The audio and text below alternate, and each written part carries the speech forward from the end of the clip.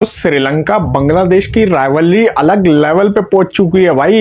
India Pakistan की rivalry कुछ नहीं है भाई, देसी एशिस चल रहा था श्रीलंका बांग्लादेश में। लड़ने को आ रहे थे, एक दूसरे को मार रहे थे। एक तो ये बीच में अंपायर आ जाते थे, वरना तो ये एक दूसरे को थपेड़े मार के रहते भाई। जो मैच डेड रबर था, किसी का देखने का मन नहीं था। मेरा भी देखने का मन नहीं था, मगर मैंने देखा। शाकिब अल हसन ने बोला डेड रबर है, मजा नहीं आ रहा, अभी आएगा मजा, मैं प्रोवाइड करेगा पूरी इंटरटेनमेंट। और उसके बाद जो कांड किया शाकिब अल हसन ने, उसके बाद जो मजा आया पूरे मैच में क्राउड को और देखने वालों को। हालांकि स्पोर्ट्समैन स्पिरिट का जो है ना बर्बाद हो गया, लेकिन शाकिब अल हसन ने बोला स्पोर्ट्समैन स्पिरिट गया तेल लेने, मजा आना चाहिए। मजा भरपूर आया भाई।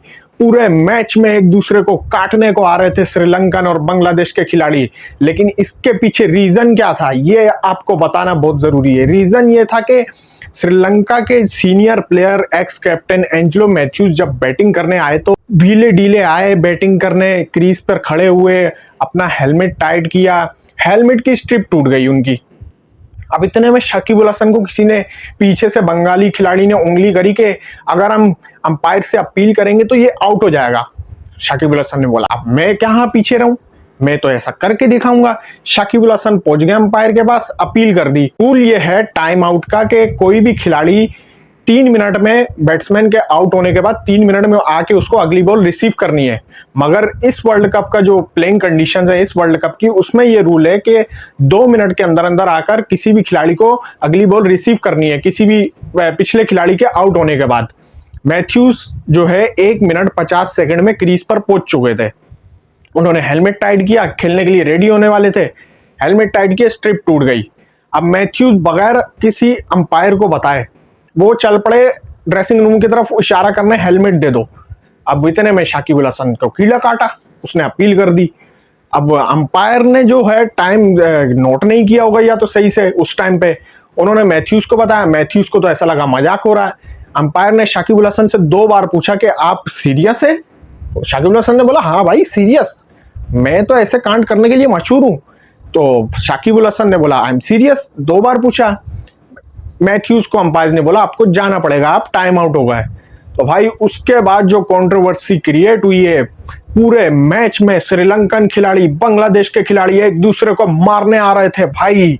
मजा आ गया एकदम से। डेड रबर मैच जो था वो ऐसा भी बेहतरीन हो गया देखने के लिए। पूरे दिन अलग लेवल की बकैती देखने को मिली है भाई पूरे मैच में। लेकिन शाकिब अल हसन ने जो काम किया ना, कभी वो स्टंप्स उखाड़ के फेंकते हैं, कभी अंपायर से लड़ते हैं, वो उन्होंने अपनी जिंदगी में एक और कांड अपने नाम कर लिया। और मैथ्यूज और श्रीलंकन खिलाड़ी इतने गुस्से में थे, उन्होंने मैच के बाद उनसे हाथ भी नहीं मिलाया भाई, सीधे बाहर चले गए वो।